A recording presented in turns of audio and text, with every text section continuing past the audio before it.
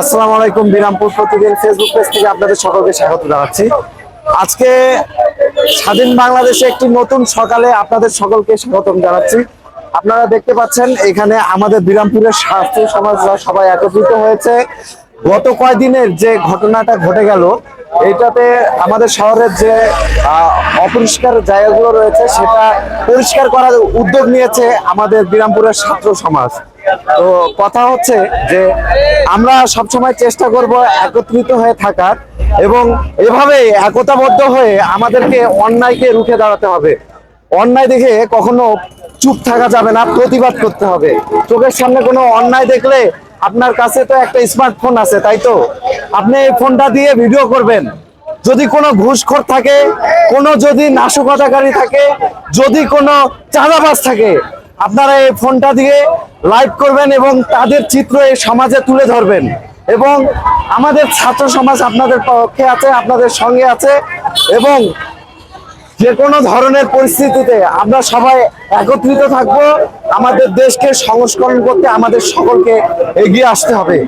আমার গলায় একটু সমস্যা, আমি কথা বলতে একটু কষ্ট হচ্ছে, কারণ আমি কথা বলতে পারছি না। আমি কিছু ভাইদের যাদের অবদান রয়েছে আজকের এই স্বাধীন বাংলাদেশ করেন, আমাদের বিরামপুরে যারা অক্লান্ত পরিশ্রম করেছেন, এই যে ছোট ভাইরা দেখতে পাচ্ছেন। ভাইয়া, এখানে কি কোনো বিরিয়ানির ব্যবস্থা আছে? তোমরা কেন আসছো এখানে? আমরা আসছি আমাদের দেশ সংস্কার করার জন্য, এই কারণে আমাদের আসা আর কি। এখানে তুমি আসছো তোমার বিবেক থেকে, তোমার বিবেক তোমাকে নাড়া দিচ্ছে, তাই তুমি আসছো এখানে।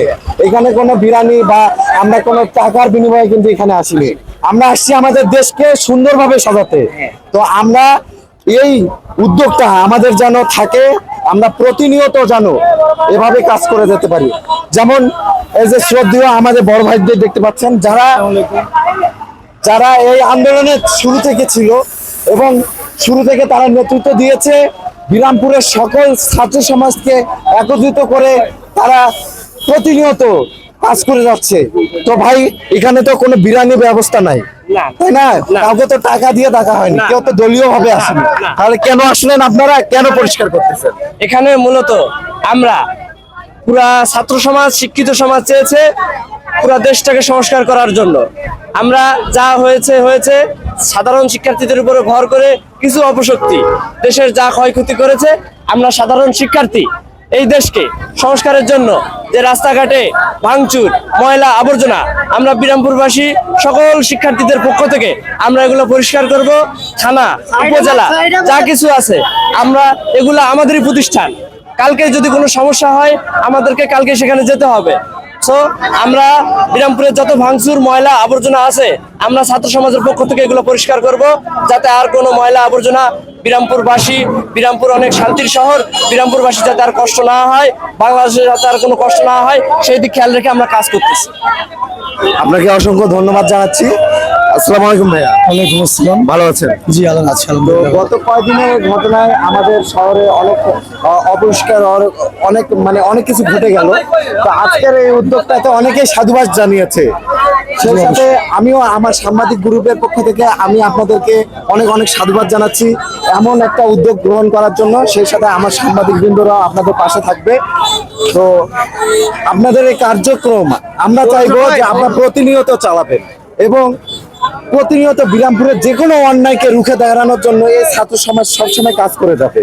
আমরা প্রত্যাশা রাখি আপনাদের। আমরা এতটুকু প্রস্তুত আছি, বিরামপুরে যত অরাজকতা এবং অপরিচ্ছন্ন যে বিরামপুর বর্তমানে আছে, এটাকে সম্পূর্ণ বিরামপুরটাকে পরিষ্কার পরিচ্ছন্ন রাখা আমাদের ছাত্র সমাজ এবং আমাদের বিরামপুরবাসীর এটা নৈতিক দায়িত্ব।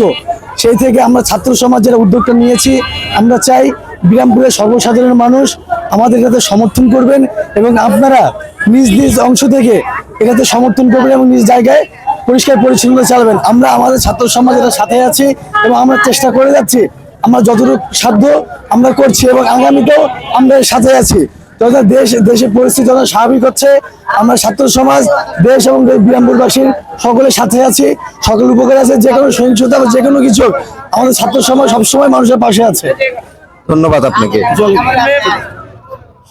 আসসালামু আলাইকুম, আমি জেনিফার জেবিন। আমি বর্তমানে ইন্টার সেকেন্ড ইয়ারে পড়ি রাজশাহীতে।